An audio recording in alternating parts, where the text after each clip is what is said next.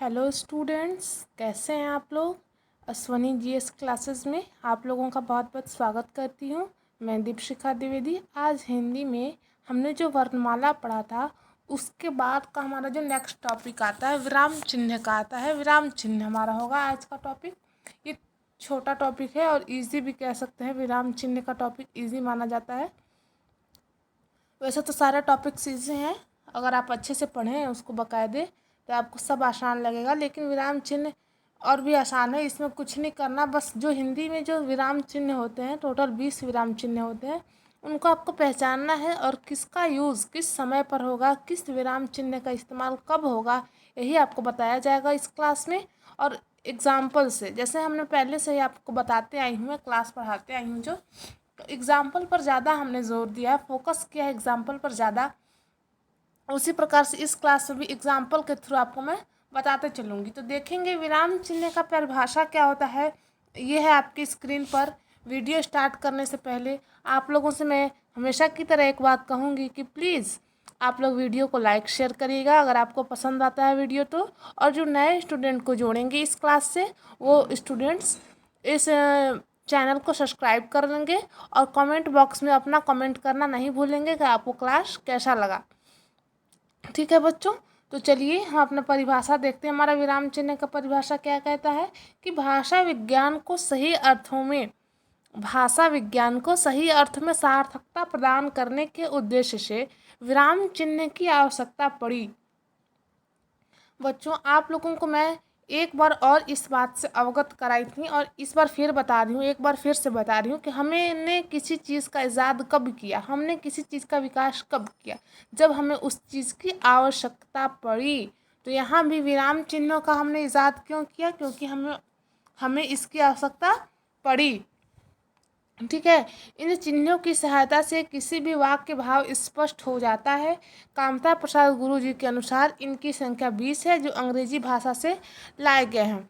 देखिए, एक हिंदी के हमारे विद्वान हुए, वैज्ञानिक कह सकते हैं, कामता प्रसाद गुरु जी। इन्होंने विराम चिन्हों को 20 विराम चिन्ह इन्होंने बताया, हिंदी के 20 विराम चिन्ह हैं। और ये बोलते हैं कि जितने भी विराम चिन्ह हैं ये सारे इंग्लिश से लाए गए हैं, सिवाय पूर्ण विराम के। पूर्ण विराम ये ऐसा लाइन लगाते हैं ना, कोई भी हिंदी का वाक्य कंप्लीट करती है, पूर्ण विराम के सिवाय बाकी जितने भी विराम चिन्ह हैं सारे के सारे अंग्रेजी से लाए गए हैं। ये कामता प्रसाद गुरु जी का मत है। अब देखिए, मैं आपको बता रही हूँ उसको थोड़ा डिटेल में और थोड़ा लोकल लैंग्वेज में, अपनी भाषा में मैं आपको बता रही हूँ कि विराम चिन्ह क्या होता है। तो किसी भी शब्द को, किसी भी वाक्य को मतलब वो भाव स्पष्ट करने के लिए वो कहना क्या चाहता है। जैसे आप एक लाइन को कितने तरीके से बोल सकते हैं ये सुनिए। जैसे एक लाइन है, राम खाना खाता है। ठीक है, तो नॉर्मल हम भाषा में बोलें, एक विराम चिन्ह का बस यूज करके हम बोलें तो क्या लिखेंगे कि राम खाना खाता है। इससे क्या स्पष्ट होता है कि हाँ, राम खाना खा रहा है, राम खाना खा रहा है। अभी वो प्रोसेसिंग में ही है और चल रहा है वो काम, और अभी साधारण सरल वाक्य है, राम खाना खा रहा है। अगर उसके बाद हम अगर हमारे पास विराम चिन्ह नहीं होता और उसके जगह पर हमें पता ही नहीं होता कि उसके जगह पे हमें क्या लगाना, तो विराम चिन्ह के जगह पर यदि हम प्रश्नवाचक चिन्ह लगा दें कि राम खाना खाता है और प्रश्नवाचक चिन्ह, तो क्या हम इसी तरीके से उसे बोलेंगे कि राम खाना खाता है? नहीं, उसका मीनिंग बदल जाएगा। ऐसा उसे बोलने का हमारा तरीका क्या होगा कि राम खाना खाता है। ये प्रश्न पूछा जा रहा है, ये आपसे पूछा जा रहा है, आपको बताया नहीं जा रहा है। पहले वाले में बताया जा रहा था कि राम खाना खा रहा है, और आपको इस पर पूछा जा रहा है कि क्या राम खाना खाता है। तो ये देखिए, विराम चिन्हों से कितना बड़ा वाक्य में परिवर्तन आता है, ये सब आप देखेंगे। और विराम चिन्ह का मतलब क्या होता है, तो विराम का अर्थ होता है रुकना। ये आप समझ आ रहे हैं, विराम का अर्थ होता है रुकना या ठहरना। तो किसी वाक्य, अगर कोई बड़ा वाक्य है, एक बड़ी कहानी है, तो उसमें विराम चिन्ह नहीं, अगर बीच में नहीं इंगित किए जाएंगे तो क्या एक लगातार आप कहानी पढ़ते जाएंगे, एक वाक्य, सब सारे वाक्य एक में मिल जाएंगे ना। तो वाक्यों को अलग अलग करने के लिए, वाक्यों को अलग करके उनका अर्थ स्पष्ट करने के लिए, देखिए वाक्य भाव स्पष्ट करने के लिए मैं बोल रही हूँ, तो वाक्यों का जो भाव है, जो उनका अर्थ है, उसे स्पष्ट करने के लिए हमें विराम चिन्हों की आवश्यकता पड़ी। और हिंदी के एक विद्वान है कामता प्रसाद गुरुजी, जिन्होंने विराम चिन्हों की संख्या 20 बताई है। और वो ऐसा भी उनका मानना है कि ये सारे विराम चिन्ह अंग्रेजी भाषा से लाए गए हैं, सिवाय, यहाँ मैंने लिखा नहीं है लेकिन आप मेंशन करेंगे अपनी कॉपी में कि सिवाय पूर्ण विराम के, ये देखिए, सिवाय पूर्ण विराम के बाकी जितने भी हमारे ये विराम चिन्ह होंगे वो इंग्लिश भाषा से लाए गए हैं, इंग्लिश लैंग्वेज से लाए गए हैं। ये कामता प्रसाद गुरुजी का मत है, उनका ऐसा कहना है। ठीक है, तो ये विराम चिन्ह की परिभाषा हो गई कि हमें आवश्यकता इसकी क्यों पड़ी और विराम चिन्ह होता क्या है। अब देखेंगे विराम चिन्ह के 20 प्रकार होते हैं, ये आपको मैंने बताया है। यहाँ देखिए उनकी संख्या 20 होती है, लिखा गया है। अब आगे देखेंगे कि विराम चिन्ह मिलते जाएगा, एक एक करके आपको टॉपिक दिखते जाएगा और उसके बारे में हम समझते चलेंगे। तो चलिए, सबसे पहला हमारा क्या विराम चिन्ह में आता है, पूर्ण विराम। पूर्ण विराम, तो बच्चों ये कोई नई बात नहीं है। जब आप कोई भी वाक्य लिखते होंगे, ये बचपन से जब वाक्य लिखते आ रहे होंगे, तो जब हमारा एक लाइन कंप्लीट होता है, जब हमारा एक वाक्य कंप्लीट होता है, तो उसके बाद में हम ये जो कोष्ठ में आपको दिख रहा है, ये कोष्ठ में जो आपको दिख रहा है, ये इस प्रकार का चिन्ह का उपयोग करते हैं, हम इस प्रकार का चिन्ह का इस्तेमाल करते हैं। तो ये चिन्ह क्या है, इस चिन्ह का नाम क्या है, इसका नाम है पूर्ण विराम। इंग्लिश में कहें तो फुल स्टॉप। ठीक है, इंग्लिश में कहें तो फुल स्टॉप और हिंदी में कहें तो पूर्ण विराम। इसका उपयोग कैसे, देखिए ये एकदम आसान है। आप सोच के देखिए कि जब आपको कोई चीज़ लिखने को कहा जाए, सपोज करिए कि आपको कोई नोट्स क्लास में सर बोल रहे हो, आपको कुछ लिखने को कहा जाए, तो आप ऐसे ही थोड़ी ना एक लाइन में लिखते जाएंगे। कहीं आप कॉमा लगाएंगे, कहीं आप पूर्ण विराम लगाएंगे, कहीं आप अर्ध विराम लगाएंगे, कहीं आप किसी चीज़, आपको कोई ऐसे बताना हो गया, किसी कोई प्रश्न, जो बड़े बड़े हमारे प्रश्न यदि एग्ज़ाम में आते हैं, तो किसी चीज़ को 4 पॉइंट देकर उसके बारे में, उन पॉइंट को जब हमें डील करना होता है, उस पॉइंट को जब हमें डिटेल में बताना होता है, तो उसके लिए हम किस चिन्ह का प्रयोग करते हैं, तो उन्हीं सब चिन्हों को बताएंगे कि उस चिन्ह को क्या कहते हैं। और बच्चों, आप हमारा भरोसा रखिए, ये सारा चीज़, ये सारी बातें आपको एग्ज़ाम में आएगा। आपके ऑप्शन में ऐसा दिखेगा कि एक पूर्ण विराम का साइन रहेगा, एक उद्धरण चिन्ह का साइन रहेगा, एक प्रश्नवाचक का रहेगा, एक कोष्टक का चिन्ह आपको कह दे। और आपका क्वेश्चन क्या लिखता है कि इसमें से पूर्ण विराम है। चलिए, पूर्ण विराम तो आसान है, ये नॉर्मल मतलब सरल चीज़ है, इसे आप जान भी लें। यदि आपसे कहा जाए कि इनमें से कोई लाघव चिन्ह है, तो आप थोड़ी संशय में, थोड़ा क्या पूरे ही आप संशय में पड़ जाएंगे कि लाघव चिन्ह क्या होता है। इसका तो हमने ना नाम पढ़ा है ना यूज़ किया है, तो साधारण भाषा में हम उसका यूज नहीं करते हैं। जब लोग बुक लिखते हैं ना, किताब पुस्तकें जो लोग लिखते हैं, तो ये सब चिन्हों का प्रयोग उन्हीं लोगों के द्वारा किया जाता है। लेकिन हमारे प्रश्न में ऐसा, हमारे एग्ज़ाम में ऐसा प्रश्न हमें पूछ सकता है, इसीलिए हमें उसकी जानकारी रहनी चाहिए। उसी जानकारी को आपको बताने के लिए, उसी जानकारी आप तक पहुंचाने के लिए क्लास कंडक्ट कराई गई है। तो आप लोग प्लीज़ ये क्लास को एकदम सीरियसली से फोकस करके अपने दिमाग को एकदम एक जगह पे और पढ़ते चलेंगे, समझते चलेंगे। कुछ चीज़ें आपको मिलेंगी पुरानी, जिसे आप जानते होंगे, लेकिन कुछ नई चीज़ें भी मिलेंगी, ये गारंटी है मेरा। कुछ आपको नई चीज़ें इस क्लास के बाद, आप यदि ये क्लास करके बाहर, अब इसको रखेंगे, क्लास को बंद करेंगे इस क्लास के बाद, तो आप खुद से अनुभव कर सकते हैं कि आपको लगेगा कि हाँ, आज हमने कुछ पढ़ा है, टाइम वेस्ट नहीं हुआ है हमारा। आधा घंटे का, 1 घंटे का आज हमने कुछ पढ़ा है। आपको कुछ अपने से समझ में आएगा, ये कोई बताने वाली चीज़ नहीं होगी। तो देखेंगे पूर्ण विराम क्या होता है। तो ये वाक्य के अंत में लगाया था। चलिए, तो पुरानी बात हो गई, ये क्या इसमें नई बात है। ठीक है, तो उदाहरण देखेंगे। हिंदी की क्लास प्रतिदिन चलती है, तो इसके बाद आप कौन सा चिन्ह लगाने का आपका विचार आएगा मन में। आपको कोई वाक्य बोले कि हिंदी की क्लास प्रतिदिन चलती है, तो इसके बाद आप कौन सा चिन्ह लगाएंगे। इसके बाद हमारा चिन्ह लगेगा पूर्ण विराम का, क्योंकि हमारा जो उद्देश्य था कहने का, बताने का, वो पूरा हो गया। ठीक, और जो हमारी लाइन थी वो भी कंप्लीट हो गया, पूरा हो गया। इसलिए पूर्ण विराम का साइन लगाएंगे। आगे बढ़ेंगे, हम नेक्स्ट देखेंगे हमारा दूसरा क्या करता है, अर्धविराम। अर्धविराम क्या होता है, आपको यदि यहाँ साइन सही से नहीं दिख रहा होगा, इसका साइन कुछ इस प्रकार से होता है, ऐसे, ये देखिए ऐसे एक डॉट रहेगा, उसके नीचे ऐसे कॉमा लगा रहेगा। अगर आपको यहाँ पे थोड़ा इसमें थोड़ा विजिबिलिटी में प्रॉब्लम है तो आप ऐसे करके कोष्ठ में कर लेंगे, इस अर्धविराम के बाद अपना साइन लगा लेंगे और इसके बारे में जानिए कि ये क्या है। तो किसी लंबे वाक्य में कई स्वतंत्र वाक्य होते हैं, उन्हें अलग अलग रखने के लिए अर्धविराम की आवश्यकता होती है।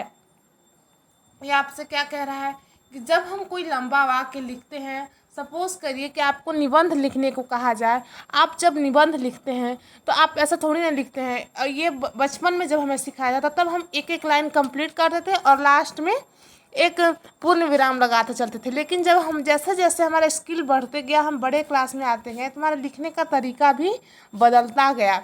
ठीक है, तो अब हम एक लाइन में बस एक वाक्य को नहीं लिखते, हम कुछ बड़े बड़े वाक्य लिखने लगे। उन बड़े जब वाक्यों को हम लिखने लगे तो उनके बीच में हमें अलग अलग साइन की आवश्यकता पड़ने लगी, हमारा काम पूर्ण विराम से नहीं चलने पाया। ठीक, तो हम ये देखेंगे अर्धविराम। तो कुछ जब हम लंबा वाक्य लिखें, कोई लंबी वाक्य, जैसे एग्जाम्पल में आप देखें कि सूर्योदय हो गया है, पक्षी चहचहाने लगे, तो यहाँ जो हम सूर्योदय हो गया है, पक्षी चहचहाने लगे, अलग अलग हो जाएगा ना। जब हमें दोनों को एक ही लाइन में लिखना है, इन दोनों को एक ही लाइन में लिखना है, तो सूर्योदय हो गया, यहाँ तक हमारा एक स्वतंत्र वाक्य था, सूर्योदय हो गया, इसका इससे कोई मतलब नहीं है। ठीक है, सूर्योदय हो गया, पक्षी चहचहाने लगे, लेकिन इसका इससे कोई मतलब तो नहीं है, लेकिन इसी वाक्य का अंग है, इसी लाइन का अंग है कि सूर्योदय हो गया। कोई बताना आपसे चाह रहा है, मानिए कि सूर्योदय हो गया, पक्षी चहचहाने लगे, तो क्या आप अलग अलग लिखेंगे, सूर्योदय हो गया, पक्षी चहचहाने लगे, ऐसा नहीं लिखेंगे ना। हम एक लाइन में लिखेंगे, तो एक लाइन में लिखेंगे तो इन दोनों वाक्यों के बीच हमने जो चिन्ह का प्रयोग किया, उस चिन्ह का नाम है अर्धविराम। अर्धविराम क्या होता है, जो ये देखिए, ये जो साइन होता है ना, ये अल्प विराम का साइन होता है, इसके ऊपर डॉट लग जाएगा तो वो अर्धविराम हो जाएगा। ये जो अर्धविराम होता है, अल्प विराम से दुगना समय के लिए यहाँ रुकते हैं, अल्प विराम से दुगना समय के लिए हम अर्धविराम में रुकते हैं। अब नेक्स्ट हमारा क्या है, एग्जाम्पल वो देखिए। नेक्स्ट हमारा उदाहरण क्या कहता है कि पक्षी अपने घोंसले से निकलने लगे। अब देखिए हमारा एक ही लाइन है, ये एक ही लाइन के अंदर हम लिख रहे हैं कि सूर्योदय होने लगा, पक्षी चहचहाने लगे, पक्षी अपने घोंसले से निकलने लगे। ठीक है, पक्षी चहचहाने लगे, यहाँ तक एक कंप्लीट हो गया। पक्षी अपने घोंसले से निकलने लगे, खाने की तलाश में उड़ने लगे, ऐसा अगर लिखा जाए। मैक्सिमम इन चीज़ों का प्रयोग कहानी लिखने में, काव्य लिखने में और गद्य लिखने में भी होता है। मतलब कविताओं को लिखने में भी इन चिन्हों का मैक्सिमम यूज़ किया जाता है, किताबों को लिखने में, कहानियों को लिखने में यूज़ किया जाता है। लेकिन हम भी जब अपने क्लास में, जब आप एग्ज़ाम देने जाएं, आपको बड़े बड़े निबंध, 20 नंबर का आपको निबंध लिखने को आया, तो कम से कम उसको 300-400 शब्दों में आप लिखेंगे, तो आपको इन सब चिन्हों की आवश्यकता पड़ेगी। और हिंदी में जब आप लिखने चलेंगे तो इन सब चिन्हों को सही प्रयोग करना यदि आपको नहीं आया, तो आप कितना भी अच्छा चीज़ लाइन लिख के आएंगे, आपको मार्क्स नहीं मिलेंगे, बच्चों कटेंगे ही कटेंगे वहाँ पे। तो आपने पूर्ण विराम देख लिया, आपने अर्धविराम देख लिया। अर्धविराम क्या होता है, पूर्ण विराम क्या होता है, अल्प विराम क्या होता है, हमारा थर्ड आया। अल्प विराम क्या होता है, तो देखिए अल्प विराम किसी लंबे वाक्य में थोड़े समय के लिए रुकने के लिए, जैसे कोई लंबा सा वाक्य है, उसमें दो अलग अलग स्वतंत्र हो तो वो तो अर्धविराम हो गया। लेकिन उससे अर्धविराम से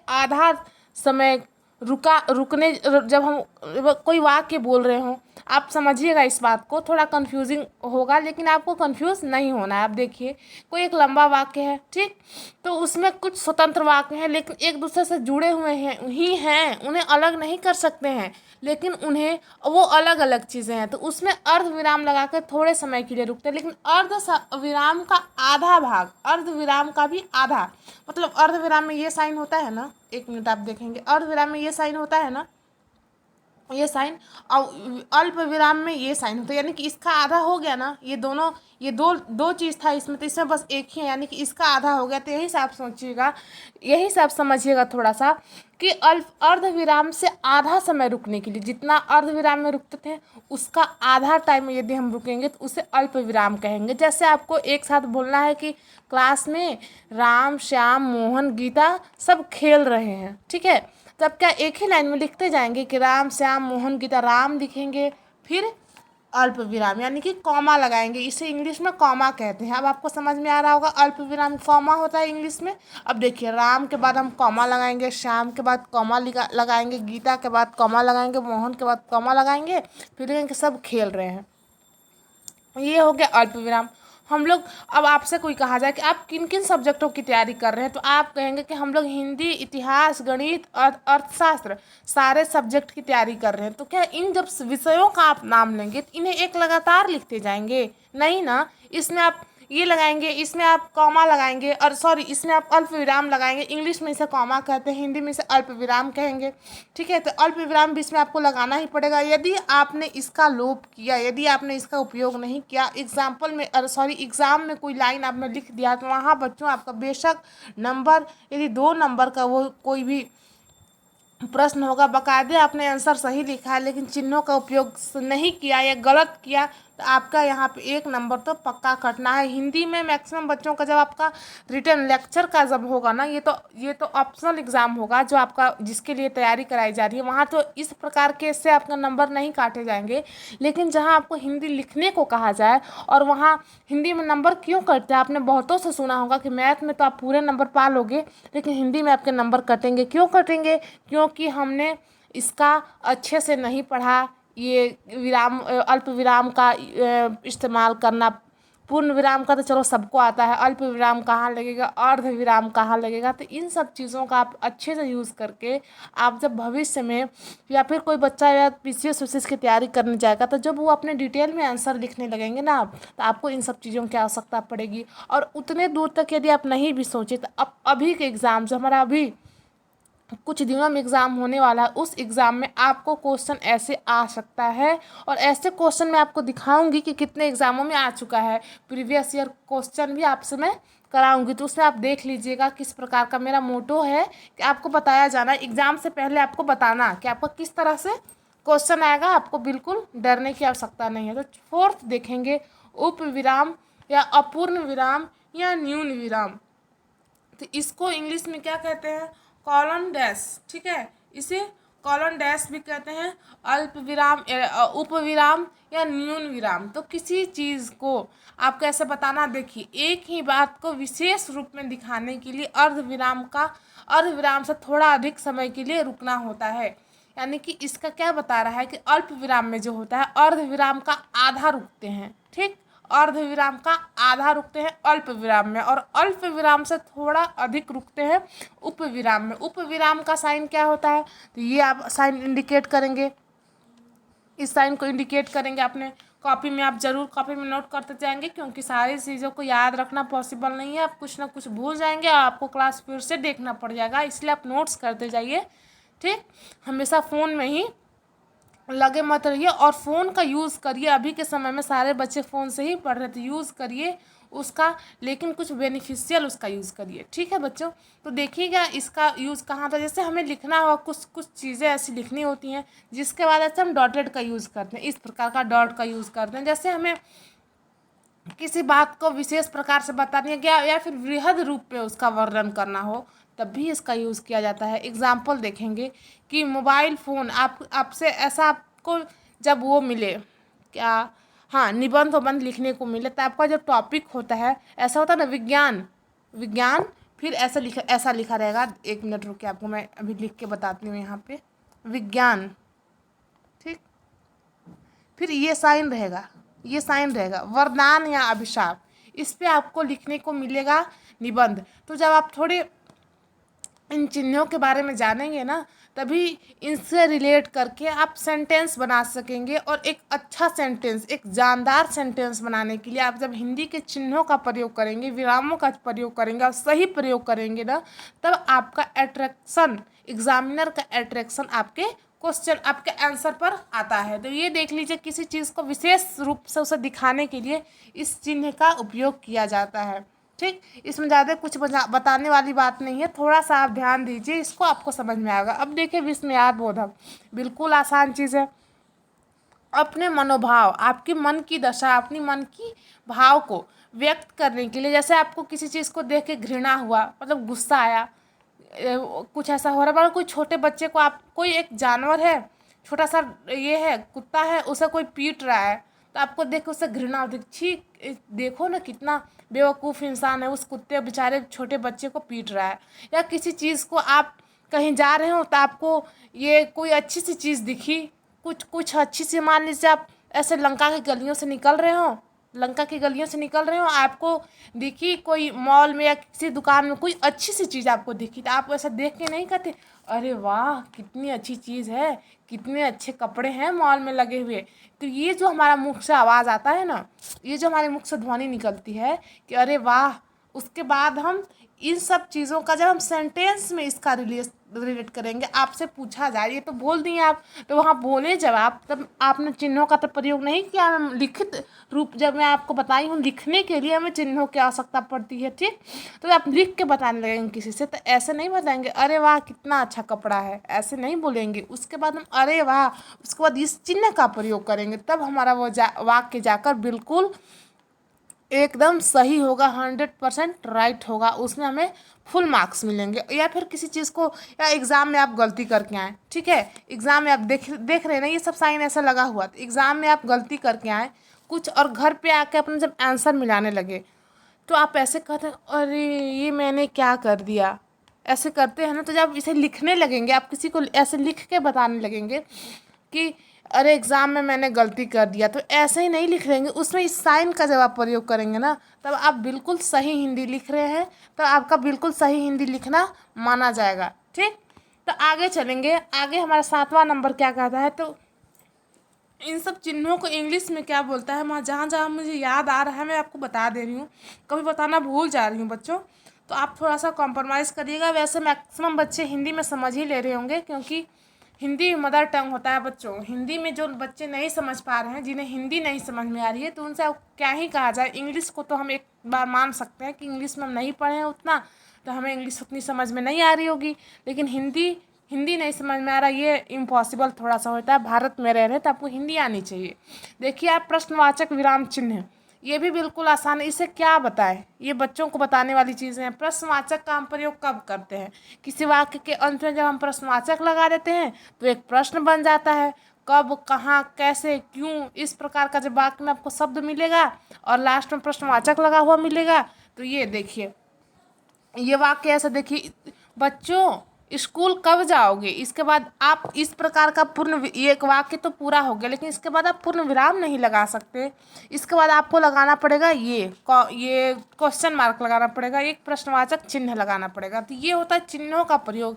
यदि आपको इस चिन्ह के बारे में मान लीजिए आपको तो पता है, लेकिन यदि नहीं पता रहे तो आप क्या लगाएंगे, आपको बस इतना पता रहे कि वाक्य के अंत में पूर्ण विराम लगा दे, तो क्या आप पूर्ण विराम लगा देंगे, अब आपका सही माना जाएगा? नहीं, आपका बिल्कुल गलत माना जाएगा। आपको बच्चों एग्जाम में ऐसे भी प्रश्न आते हैं कि आपको 4 ऑप्शन दिए रहेंगे, आपको उसमें से सही वाक्य का चयन करना होगा। तो कुछ वाक्य इन चिन्हों के आधार पर भी आप गलत छांट सकते हैं। अगर और कुछ समझ में नहीं आ रहा, बीच में नहीं पता चल रहा कि कैसा वाक्य है, इसमें और क्या है, तो जिसके अंत में ये चिन्ह भी बहुत आपको सहायक होंगे। वहाँ ये चिन्हों के माध्यम से भी आप पता कर सकते हैं कि कौन सा वाक्य सही है, कौन सा वाक्य गलत है।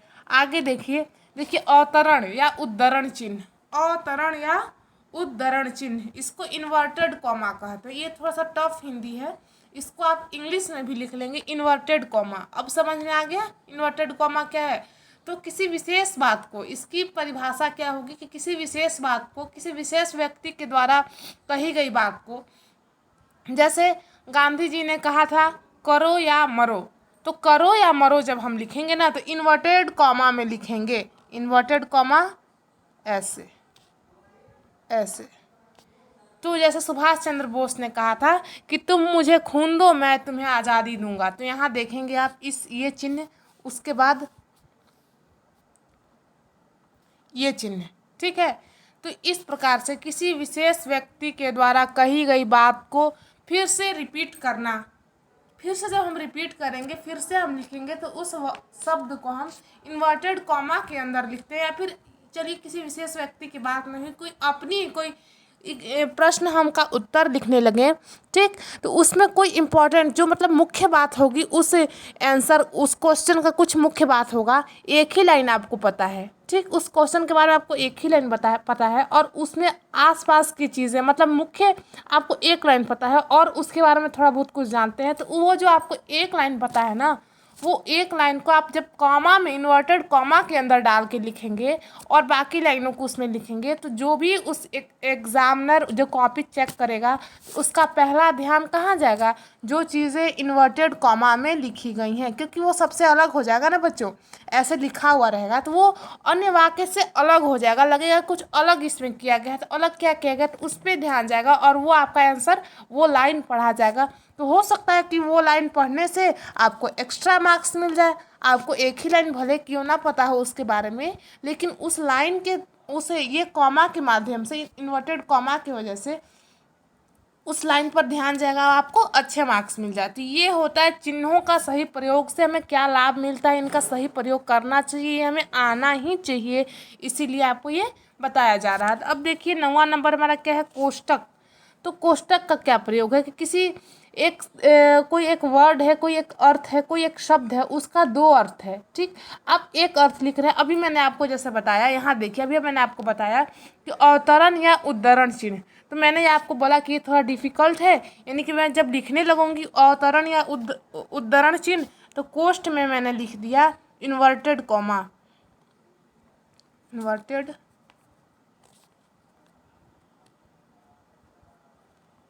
कॉमर्स, ऐसे मैंने लिख दिया।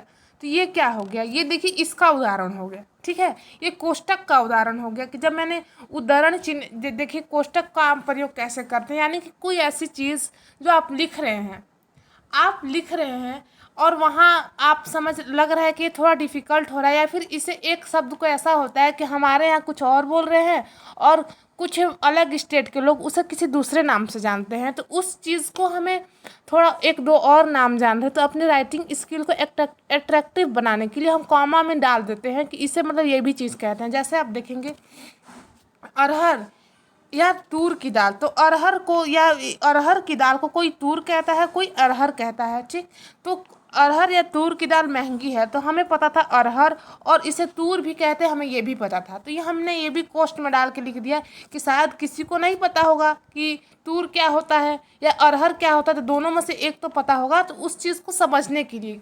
तो देखिए हमारा एग्जाम ये परिभाषा क्या कहता है, किसी बात का अभिप्राय स्पष्ट करने हेतु, ठीक है, स्पष्ट करने हेतु मतलब उसको मतलब उसको एकदम क्लियरली आपको बताने के लिए, स्पष्ट करने के लिए, उस शब्द का क्लियर रूप बताने के लिए, थोड़ा सा भी किसी में डाउट ना रहे, या किसी को ये चीज़ नहीं पता है तो ये तो ज़रूर जान रहा होगा, इससे उस बात को समझ ले कि वो क्या कहना चाह रहा है। तो अपनी बात को स्पष्ट रूप से जानने के लिए, या कोई बात पढ़ते समय ना बोली गई हो, अर्थात किसी शब्द का विशेष रूप से उसे सुस्पष्ट करने के लिए प्रयोग किया जाता है। ये समझ गए।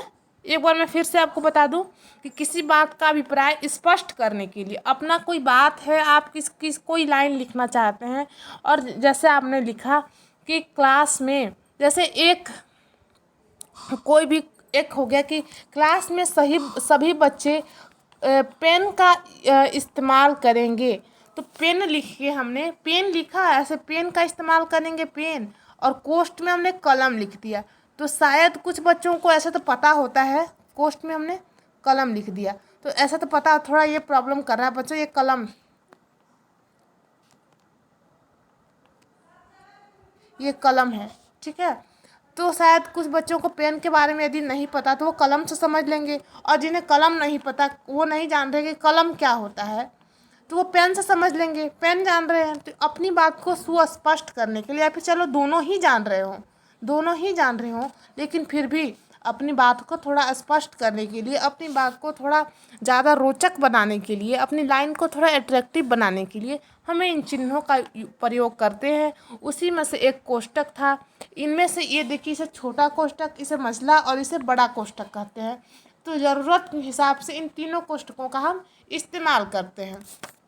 अब आगे चलिए, 10वां नंबर हमारा क्या कहता है, लाघव चिन्ह। ये किसको किसको पता है लाघव चिन्ह क्या होता है? इसका चिन्ह शून्य होता है। संक्षिप्तीकरण करने के लिए इसका प्रयोग किया जाता है। लाघव चिन्ह का प्रयोग संक्षिप्तीकरण करने के लिए किया जाता है। तो ये देखेंगे कि लाघव चिन्ह और इसका दूसरा नाम संक्षेप सूचक भी है। यह मैंने मेंशन नहीं किया है, लेकिन आप अपनी कॉपी में लिखेंगे कि लाघव चिन्ह को संक्षेप सूचक चिन्ह भी कहते हैं।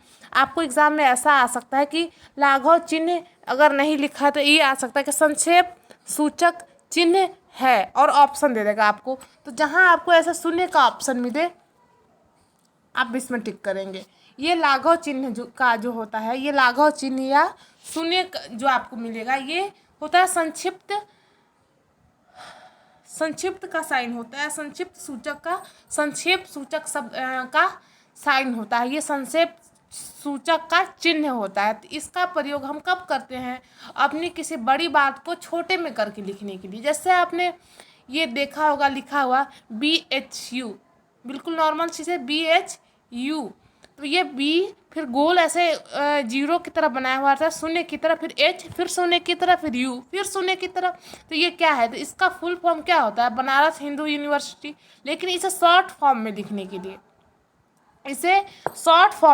के लिए, यहाँ ये देखिए ऐसे होगा इसे शॉर्ट फॉर्म में लिखने के लिए हम BHU लिखते हैं। और उसके बाद इस साइन का जब हम प्रयोग करते हैं तो इसका अर्थ ही होता है संक्षेप में लिखना। इसका छोटा रूप है बनारस हिंदू विश्वविद्यालय का बनारस हिंदू यूनिवर्सिटी का छोटे रूप में हम जब लिखेंगे, इस चिन्ह का प्रयोग करके लिखेंगे तो हम BHU लिखेंगे तो मेरा काम चल जाएगा। उसी प्रकार से आगे देखिए GDP, सकल घरेलू उत्पाद, तो हम GDP लिखते हैं। क्यों? तो ग्रोस डोमेस्टिक प्रोडक्ट। यहाँ देखिए प्रोडक्ट छूटा है बच्चों, यहाँ प्रोडक्ट होगा, प्रोडक्ट।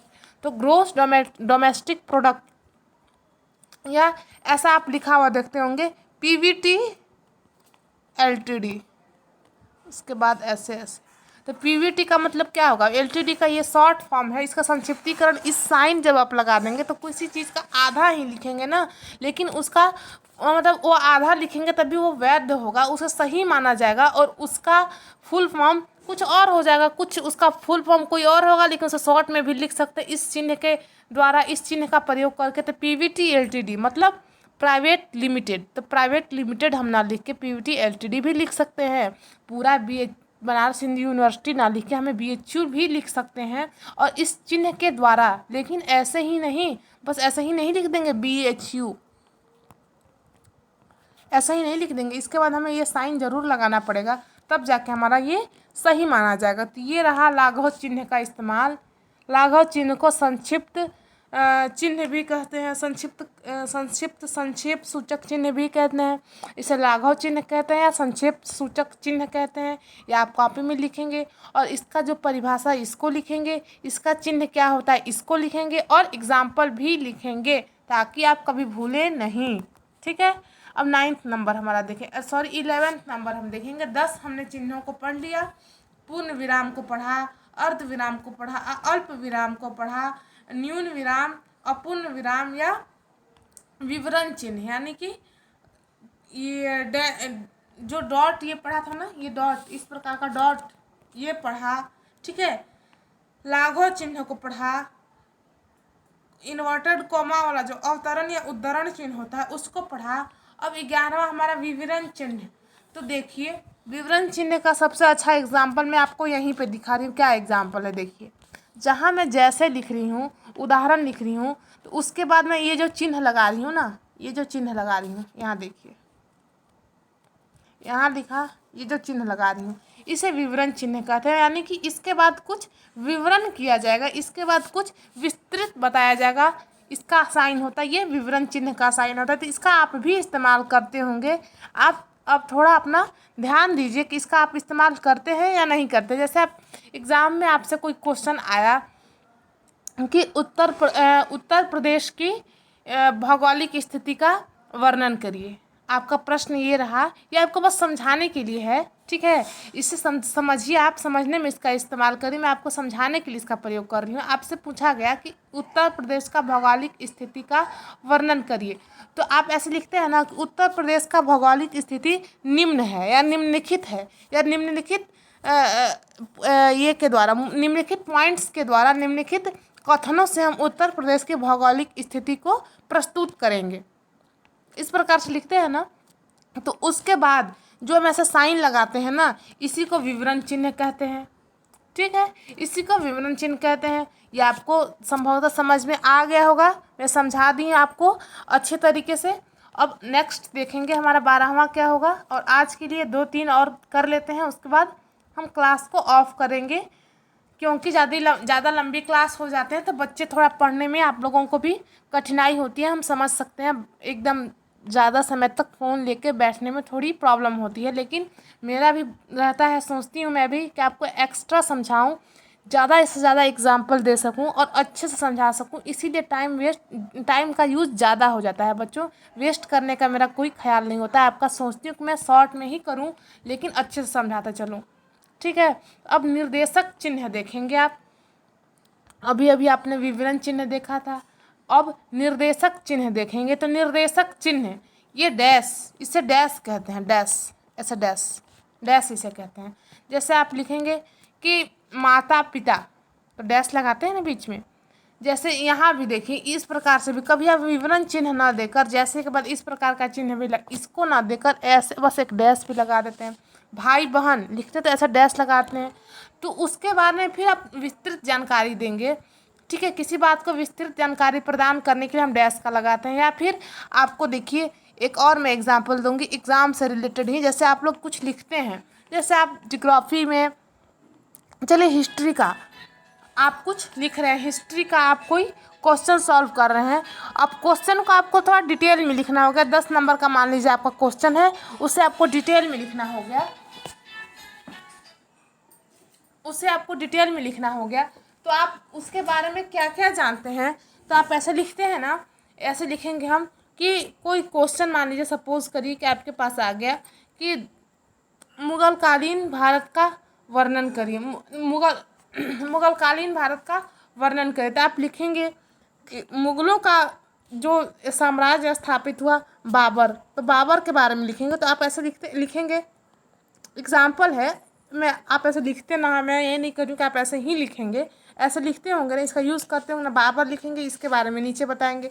फिर अकबर लिखेंगे, बाबर के बाद आया हुमायूं, फिर हुमायूं लिखेंगे, उसके बाद ऐसे डैश करेंगे, फिर उसके बारे में लिखेंगे, फिर अकबर, अकबर लिखेंगे, उसके बारे में फिर नीचे लिखेंगे, फिर जहांगीर, ऐसे करके आप लिखते हैं ना।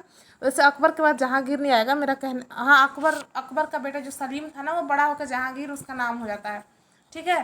तो इसी प्रकार से आप फिर लिखते जाएंगे। तो इसका प्रयोग किसी शब्द, अपने सब कोई शब्द को संक्षिप्तकरण के उस संक्षिप्तकरण नहीं, उसे थोड़ा ब्रॉड जब हमें लिखना होता है, उसके बारे में थोड़ा बड़ा कुछ लिखना होता है। किसी एक शब्द, कोई एक टॉपिक के बारे में आपको कुछ बड़ा लिखना होता है। जैसे एक किसी प्रश्न में आपके पास यदि 4 टॉपिक है, उसको थोड़ा डिटेल में करके आपको बताना है, तो इन सब चीज़ों का यूज़ किया जाता है। जैसे आप लिखें कि कोरोना के बारे में, चलिए आपको लिखने के लिए आ गया कोरोना के बारे में लिखने के लिए, तो कोरोना क्या है ऐसे लिखें, कोरोना क्या है। यहाँ पे पॉसिबल नहीं है बच्चों ज़्यादा लिखना, इसलिए मैं थोड़ा बोल के बताऊंगी आपको, कोरोना क्या है, फिर से डैश लगाएंगे, फिर आप बताएंगे कि ये एक महामारी है, एक महामारी बीमारी है जो ये किसी के टच से, छूने से फैलती है, तो हमें इसके बारे में क्या क्या करना है। ये बीमारी कहाँ से आई, फिर डैश लगाएंगे, तो ये बीमारी चाइना के वुहान शहर से आई, उसके बारे में और लिखेंगे कि वहाँ से कुछ ऐसा से क्या क्या हुआ था। फिर इसका इलाज क्या है, इसका इलाज क्या है, तो सोशल डिस्टेंसिंग और बार बार हैंड सैनिटाइज करना, बार बार हाथों को धोना, स्वच्छता रखना, तो ये सब हो गया। ये मैं आपको बता रही हूँ कि इसका, इस चिन्ह का प्रयोग क्या है। तो जब आपको ऐसे कुछ कोई चीज़ बड़ा करके लिखना होगा, किसी चीज़ को विस्तृत जानकारी देनी होगी, तो ये साइन का हम प्रयोग करते हैं और उसके बारे में लिखते हैं। फिर देखिए पुनरुक्ति चिन्ह, पुनरुक्ति चिन्ह, तो पुनरुक्ति चिन्ह क्या होता है, पुनरुक्ति चिन्ह को कैसे पढ़ेंगे, ये देखिए पुनरुक्ति चिन्ह को हम बताते हैं। ये ऊपर जो दिख रहा है ये कॉमा,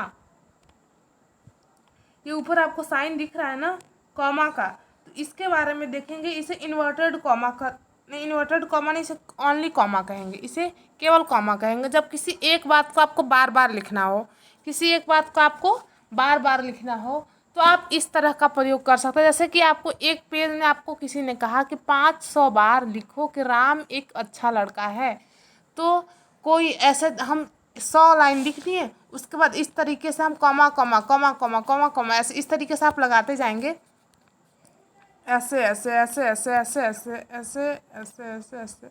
इसका अर्थ हो जाएगा इसी चीज़ को आपने रिपीट किया है, इसी चीज़ को आपने रिपीट किया है। तो अपनी बात को एक बार किसी चीज़ को बार बार रिपीट करने से बेहतर है कि उसका इस जब आप ये साइन का प्रयोग करेंगे, तो इस साइन के प्रयोग करने से आपको क्या होगा कि उसी लाइन को आप लिखने से बच जाएंगे। उसी चीज़ को ऐसे कॉमा कॉमा लगा देंगे, तो आपको कहा जाए कि एक किसी चीज़ के बारे में ऐसे लिखने को कहा जाए, छोड़िए उसको, बस आपसे ये समझिए। ज़्यादा उसको मैं थोड़ा ज़्यादा अंदर चली जा रही थी, ज़्यादा डीप में जा रही थी, उतना नहीं समझना हमें, बस इतना समझना है कि किसी चीज़ को बार बार लिखना है, तो उससे बेहतर है कि हम इस साइन का प्रयोग कर लेते। इस चिन्ह का जब आप प्रयोग करेंगे तो उस लाइन को एक ही, यही नहीं कि दूसरी बात को लिखना है तो हम कॉमा लगा देंगे, बस उसी लाइन को रिपीट यदि हमें करनी है। एक पेज में हमें कोई लिखने के लिए कह दे कि राम एक अच्छा लड़का है, राम एक अच्छा लड़का है, तो हम 10 लाइन लिख दिए, उसके बाद हम इस चिन्ह का प्रयोग कर देंगे। और ये भी देखिए, ये चिन्ह ऐसे ऊपर लगा हुआ नहीं है, ये ऐसे ऐसे नीचे लगाते हैं। ये थोड़ा सा मुझसे गलती हो गई, ये ऐसे ऐसे नीचे लगाते हैं, ये ऊपर लगा हुआ नहीं है, ठीक है। तो देखेंगे आज का हमारा ये लास्ट ही था, ये लास्ट था। आज हमने 13 चिन्हों को पढ़ा, आपको मैंने कुल 20 चिन्हों को बताया है, आज 13 चिन्हों को बताया। तो कल के क्लास में जो होगा बच्चों, नेक्स्ट क्लास जब आएगा, कल हमारा जो क्लास होगा, तो कुछ 5-7 जो चिन्ह बच्चे होंगे वो उनको करेंगे, और उससे रिलेटेड 10-15 जो भी क्वेश्चन हमसे बन पाएंगे प्रीवियस ईयर क्वेश्चन, वो मैं आपको लेके आऊँगी। तो आपका काम है इस क्लास को शेयर करना। बच्चों ज़्यादा से ज़्यादा इसे शेयर करिए, लाइक करिए, कमेंट करके बताना मत भूलिए कि आपको क्या चीज़ समझ में नहीं आया, समझ में आया, आपको मेरी टीचिंग कैसी लगी, पढ़ाई आपको कैसा लगा, हमसे पढ़ के आपको कैसा लग रहा है, आपको कोई मदद मिल रहा है, या फिर आपको ऐसा ये कॉन्फिडेंस आ रहा है कि आपने कुछ पढ़ा है, अच्छा कुछ पढ़ा है, कहीं से कुछ अच्छा सीखा है। तो बच्चों प्लीज़ कमेंट करना मत भूलिएगा, वीडियो को ज़्यादा से ज़्यादा लाइक करिए, शेयर करिए, सब्सक्राइब करिए। ओके, थैंक यू, जय हिंद, जय भारत।